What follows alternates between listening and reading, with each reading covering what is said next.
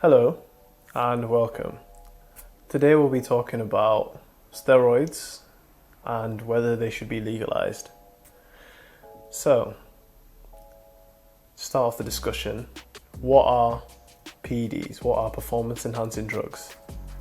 So, performance enhancing drugs are any substance that improves an individual's ability to perform, whether that's physical activity, sports, exercise, etc.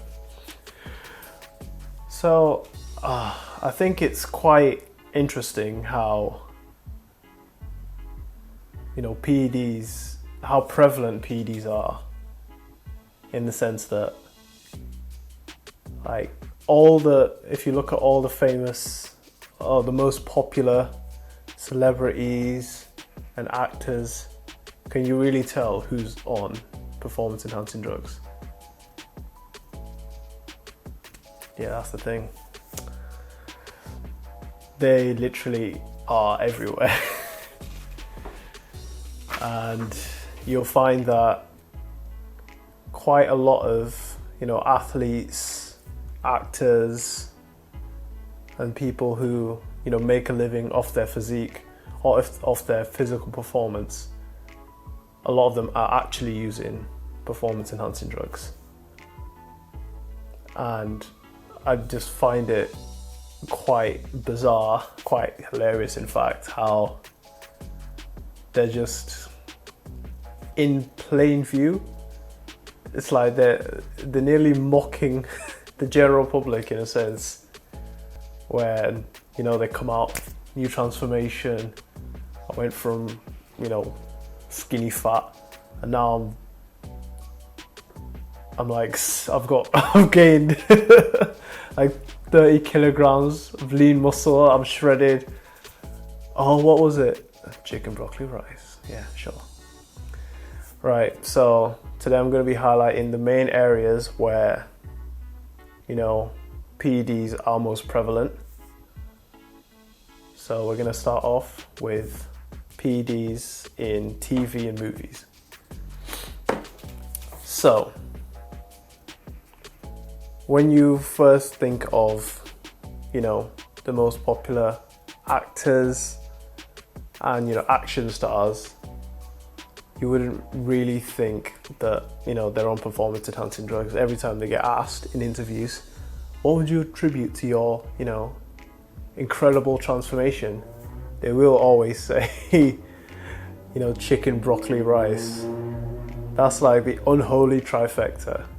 That's the magic formula that suddenly changes your body structure and your muscle gaining capabilities. Who knew? I mean, if we all knew, we'd just start growing broccoli in our gardens and farming chickens, but obviously it's a lie. The reality is that, they've got professional trainers who know the right substances, the right types of steroids and anabolics for them to use to, achieve those results, especially in a short time window. The main examples that come to mind include The Rock, Chris Hemsworth, Terry Crews, Michael B. Jordan, even Zac Efron. And I think the reason why I don't have a problem with, anyone who takes performance enhancing drugs. I don't have an issue with them personally. It's just kind of the image that gets portrayed, in a sense that, there's what we call the Hollywood physique, the Hollywood look. And the fact that a lot of them, that use PEDs, the fact that, many people don't actually know that they use them, and they believe their bald-faced lies of chicken, broccoli, rice. I think that kind of shows how much performance enhancing drugs have wormed their way into society, and they've kind of warped our idea of what, an athletic physique is. So it is doing damage to a lot of minds, especially young men. Young men are feeling the pressure of, you know, trying to achieve those kind of physiques. Oh, I want to look like Thor. I want to look like The Rock. Oh, The Rock's been asked, oh, have you ever touched steroids in your life? He's like, oh, I tried it once, but it didn't make a difference, so I didn't touch it again. Yeah, alright, buddy. So, next we're going to cover steroids in the fitness industry. I'm sure, you know, some of us know the tried and tested, you know, formula of, you know, individual, you know, taking steroids or other performance enhancing drugs, getting big, and then they start selling supplements or workout programs to their impressionable audience. And it's become too common. It's not just themselves that they're hurting, they're also hurting their fans as well, because they aren't honest, they aren't transparent about what they've actually done to make that progress, to get that physique. And I think that's where the term fake natty comes. So that's an individual who is enhanced but claims that they're natural, claims they've never touched performance enhancing drugs, they've never touched steroids or SARMs, anything like that. Those kind of people, fake natties, they unfortunately they do a lot of damage to young men. Their image, their self-worth, they kind of feel like they have to, you know, follow these people to get those physiques, to get healthy, to get fit, to get aesthetic, whatever their goal is. But, you know, those people aren't honest, and it does a lot of long-term damage to, you know, the people that follow them, to young men especially. And unfortunately, there's a growing trend of teenage testosterone boys on TikTok. It's the main social media they use. And it's literally young men, you know, between the ages of like 15 to 20, mid-20s. And they're literally just peacocking, they're showing off that, you know, they're openly, you know, going on SARMs, test, growth hormone, different types of substances, and they're documenting and, you know, kind of showing off their physique. I think this is really dangerous, and it's very obvious how dangerous it is, because their body is creating the right amount of, you know, testosterone and other hormones for their body as they are growing, and them, you know, adding these external substances, injecting them, it messes up their systems, and in the long run they're gonna have to, you know, use substances or have an external source of testosterone, because their body just sees like a massive load of testosterone. It's like, oh, I don't need to make any more. And it's not really the way to go. You know, common examples, like the first examples that come to mind when I think of, you know, fake natties or influencers who are enhanced but, you know, aren't transparent about it, and they make a lot of money deceiving their audience. So people like Mike O'Hearn, he's the king, fake natties, Liver King, who actually got exposed recently. He was on steroids, big shock. Simeon Panda and David Lade.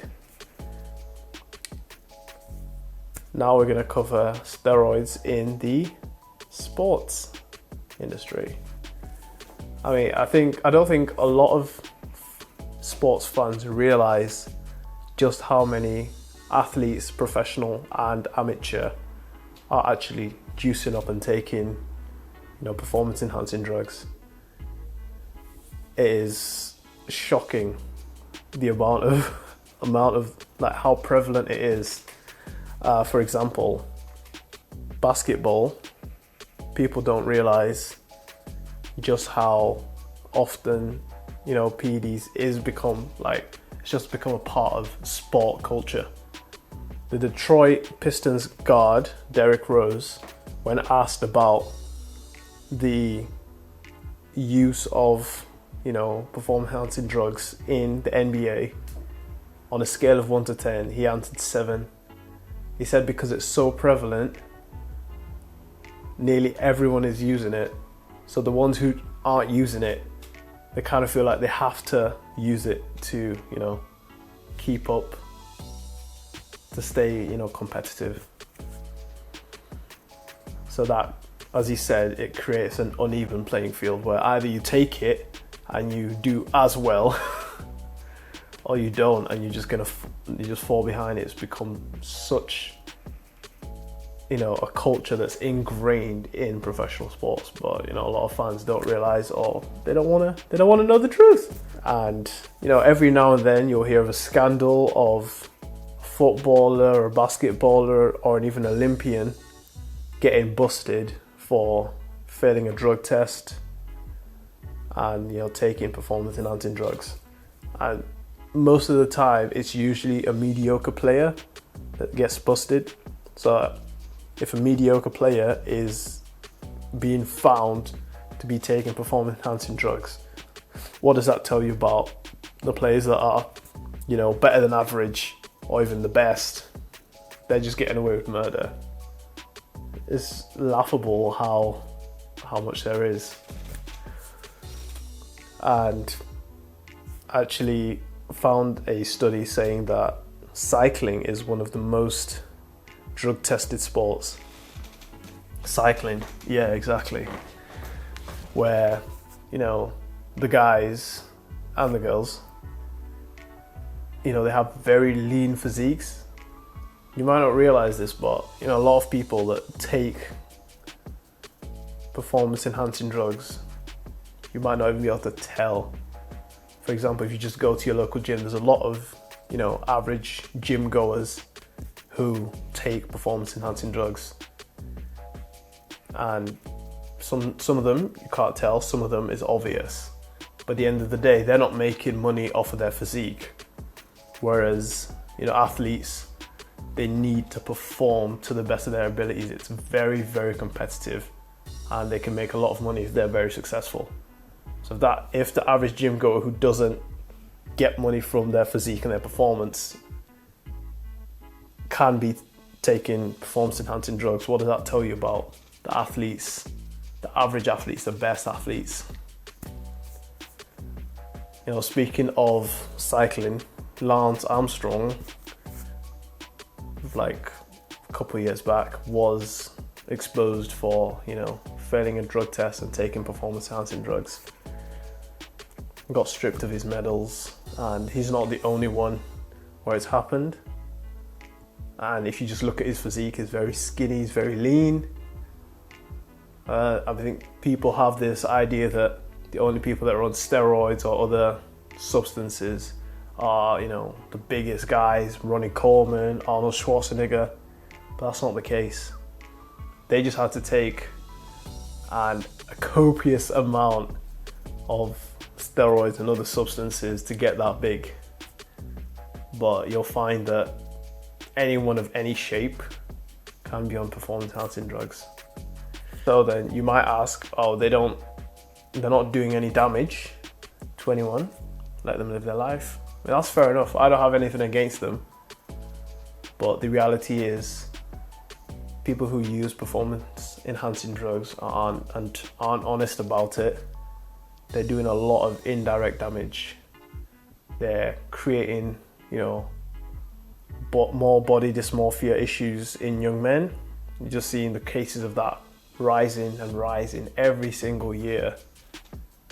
Guys that get huge taking performance enhancing drugs, and maybe not sometimes, but they just look in the mirror and they still see the skinny, frail person or the fat person that they were when they first started. Because of that, ideal image, ideal physique that's been portrayed everywhere you look. Movies, the movie actors, the athletes, everyone's got, these massive physiques. So it kind of makes it impossible. It's kind of daunting to a young man, especially one that wants to, get into fitness.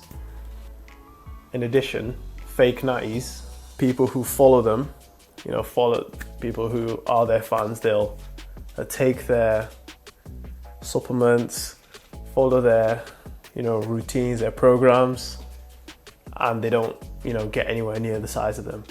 They don't look anything like them after, all this advice and all these products that they've bought. They get demoralized, completely demoralized. They feel hopeless.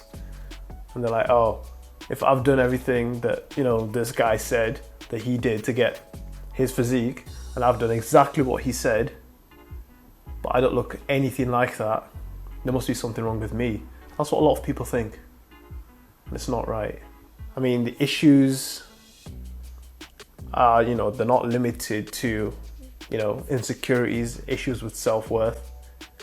When guys are, especially when they're new to fitness, they'll try different things, different techniques.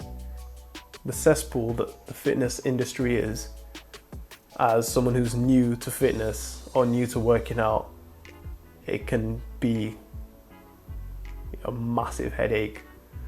You literally get a migraine trying to sift through all the misinformation and the manipulative information that's literally just people, fake natties, just trying to peddle you products. So when it comes to the topic of legalizing performance enhancing drugs, I think there's pros and cons. It's a bit more nuanced. I mean, if they were to get legalized, the actors and the athletes and maybe even some fake natties would take them. Maybe they'll, come forward and they will actually be honest about their use, and that could affect the image, the false image and the false ideal physiques that people that's kind of become ingrained into society. This like impossible standard. These guys who take steroids but they never admit it. If it was legal, then they would be more likely to admit it. That is a possibility.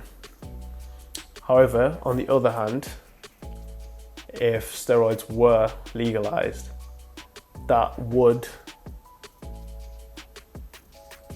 affect how the image of steroids is seen. Not just from a moral standpoint, but the risks wouldn't be considered as much, because if it's legal and free to everyone, what's to stop everyone taking it? I think more people would take it if it was legal, just because of the fact that if someone starts seeing their friends taking it and their friends getting big or more attention, then they're going to feel pressured as well to take it just to keep up. And that will just cause so much damage. So many young people have, shorter lives. It's not really worth it. At the end of the day, I think we just need transparency and honesty when it comes to, performance enhancing drugs, when it comes to all these different industries where they are prevalent, but they're, hush hush, they're kept quiet about. They're in secret, but they're in plain view at the same time. I mean, at the end of the day, the purpose of this is just to get people to open their eyes. I think a world where we can use critical thinking and, analyze, ask questions, think for ourselves, even if we risk getting ostracized or, being on our own. It's fine at the end of the day, because that's what true confidence is. The ability to stand on your own, stand your ground for your values, even if, you know, you are on your own, even if you're not a part of the pack, but you've, you know, fully accepted yourself, faults and all, as well as your culture and your identity. Well, that is all. Thank you. Thanks for watching.